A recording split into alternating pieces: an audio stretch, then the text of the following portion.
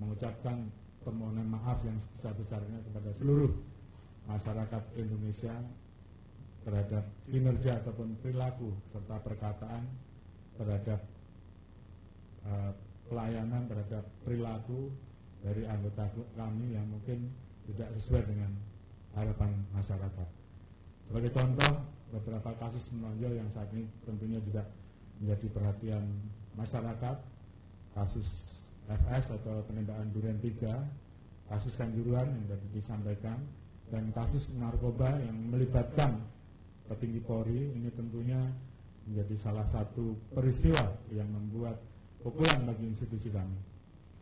Oleh karena itu saat ini kami terus mengusut tuntas dan teman-teman juga mengikuti bahwa terkait dengan kasus Duren 3 saat ini semuanya sudah masuk ke persidangan, baik terkait dengan kasus 340 dan 338.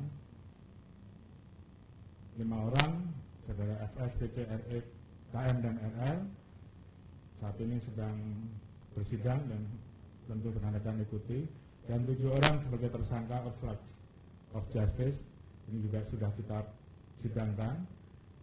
Sedangkan yang lain terkait dengan kasus narkoba jenis sabu yang melibatkan salah satu petinggi Polri di Sumbar, saat ini kami telah menetapkan 10 orang tersangka. 5 orang diantaranya anggota Polri dan 5 lagi masyarakat.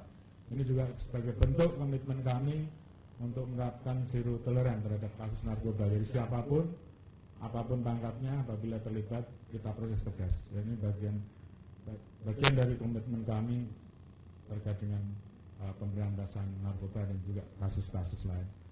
Terkait dengan Kanjuruhan, saat ini kami telah menetapkan 6 orang sebagai tersangka. 5 tersangka telah kami limpahkan ke JPU, telah P21. 1 tersangka saat ini masih dalam proses pemenuhan berkas perkara.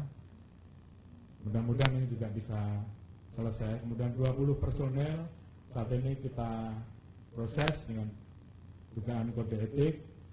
Ada juga tekanan untuk ini bisa diproses terkait dengan pidana, dan kami buka ruang untuk itu.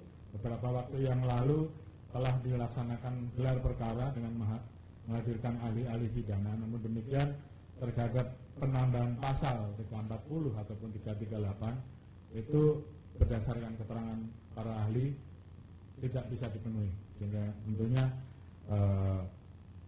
kami menindaklanjuti apa yang menjadi petunjuk dan temuan-temuan tersebut. Tapi pada prinsipnya Polri selalu terbuka untuk menerima masukan dan aspirasi dari masyarakat.